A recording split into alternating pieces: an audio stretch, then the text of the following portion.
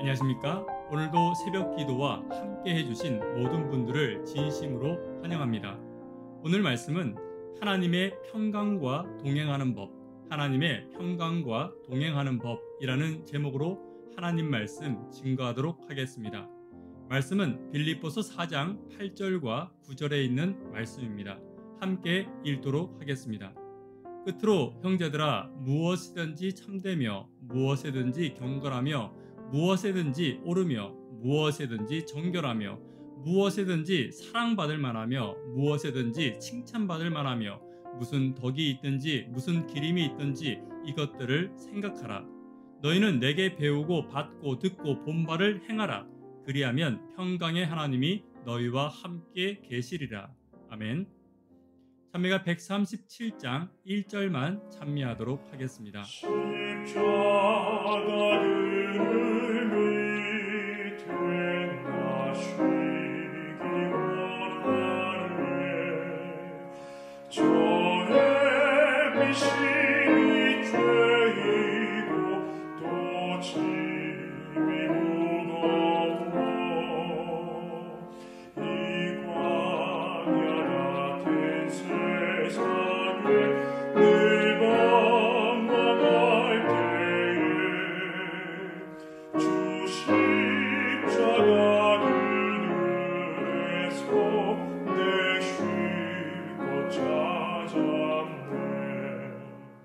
빌립보서 4장 8절과 9절을 다시 한 번 더 읽도록 하겠습니다. 함께 읽습니다. 끝으로 형제들아, 무엇에든지 참되며 무엇에든지 경건하며 무엇에든지 옳으며 무엇에든지 정결하며 무엇에든지 사랑받을 만하며 무엇에든지 칭찬받을 만하며 무슨 덕이 있든지 무슨 기림이 있든지 이것들을 생각하라.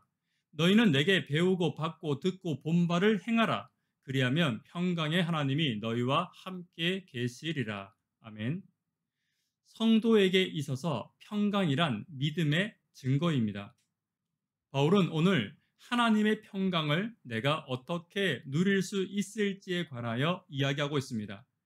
오늘 믿음 안에서 한 걸음씩 성장하고 하나님의 평강을 선물로 받으시는 저와 여러분 되기를 간절히 바랍니다. 하나님의 평강을 가지는 삶, 첫 번째는 참되게 살아가는 삶입니다. 8절입니다. 끝으로 형제들아, 무엇에든지 참되며. 성도는 참되게 살아야 합니다. 참됨은 정직, 또 다르게 말하면 말과 행동이 일치하는 삶을 말합니다.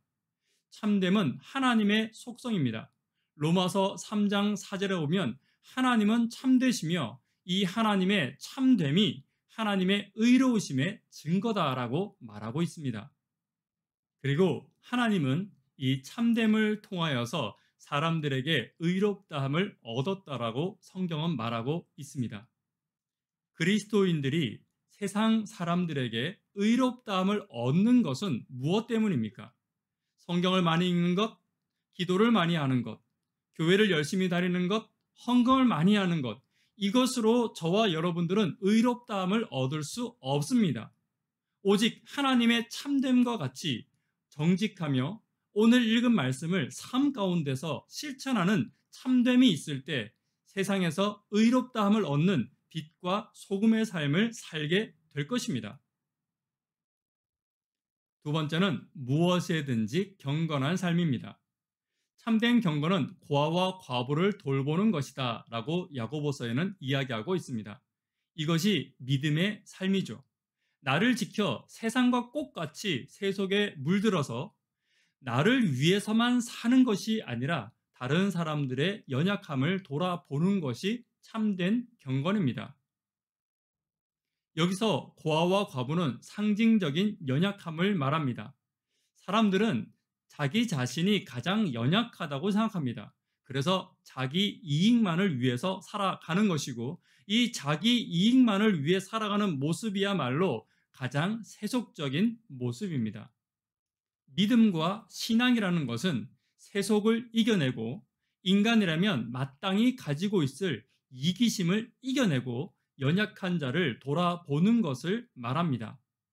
오늘 믿음으로 이기심을 이겨내게 되기를 간절히 바랍니다.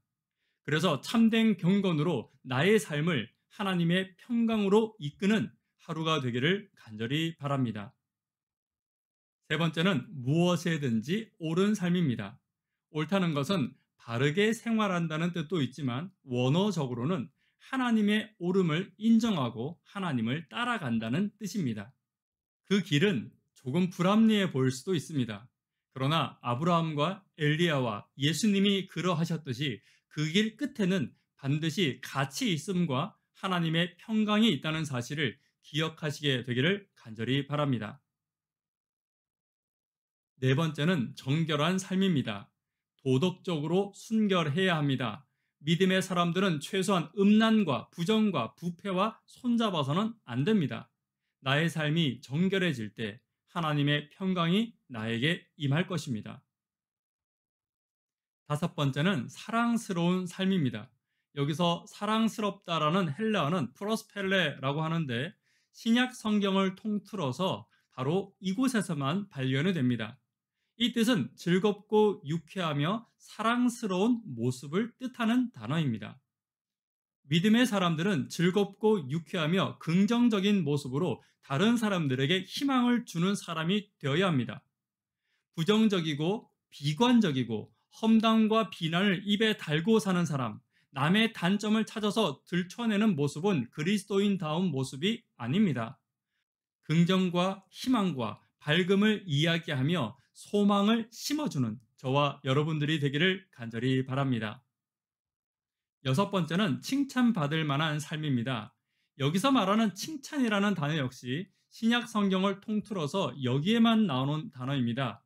정중하며 우아하며 고상하며 쉽게 말하면 교양이 있다라는 표현입니다. 여러분, 교양이 무엇입니까? 깔끔 떨고 유난 떠는 것을 말하는 것이 아닙니다. 교양은 타인에 대한 배려입니다. 같은 상황에서 교양이 있다는 말은 말과 행동에서 타인에 대한 배려와 사랑이 얼마나 있느냐에 대한 단어입니다. 어려운 것이 아니죠. 교회에서 핸드폰을 진동으로 해놓는다든지 아니면 실내에서 크게 떠들지 않는다든지 타인에 대한 눈치를 보는 것이 아니라 배려의 마음을 가지는 것을 말합니다. 이것이 교양이고 이것이 칭찬받을 만한 삶입니다. 오늘 저와 여러분들이 하나님 앞에 칭찬받을 만한 삶을 통하여서 하나님의 평강을 맛보게 되기를 간절히 바랍니다. 일곱 번째는 덕과 기림을 묵상하는 삶입니다. 덕은 품성을 말하는 것이고 기림은 이러한 것들에 대해 칭찬받는 것을 뜻합니다. 그리고 바울은 끝으로 앞서 이야기한 참되며 경건하며 옳으며 정결하며 사랑받을 만하며 칭찬받을 만하며 덕과 기림에 대하여 묵상하는 삶을 실천하기를 간절히 바라고 있습니다. 결론은 이 모든 것들은 사실 예수님의 모습입니다. 오늘 저와 여러분들의 삶 가운데 예수님이 이 땅에서 어떻게 사셨는지에 관하여 세세히 묵상하기를 간절히 바랍니다. 말씀의 결론 맺도록 하겠습니다. 오늘 말씀은 하나님의 평강과 동행하는 법입니다.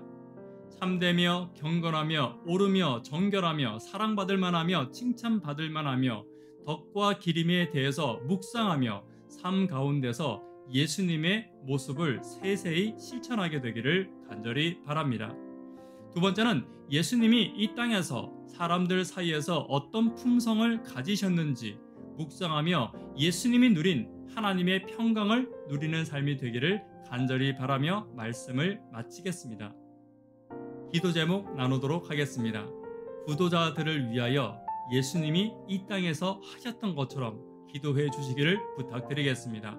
10분 하나님과 동역하기를 위하여 기도해 주십시오. 예수님의 삶을 세세히 묵상하는 삶을 살기 위하여 하나님이 주신 평강을 누리기 위하여 교회의 꿈과 비전을 위하여 나라를 다스리는 자들과 그들의 지혜를 위하여 기도해 주십시오. 개인적으로 기도하시고 새벽 기도회를 마치도록 하겠습니다. 감사합니다.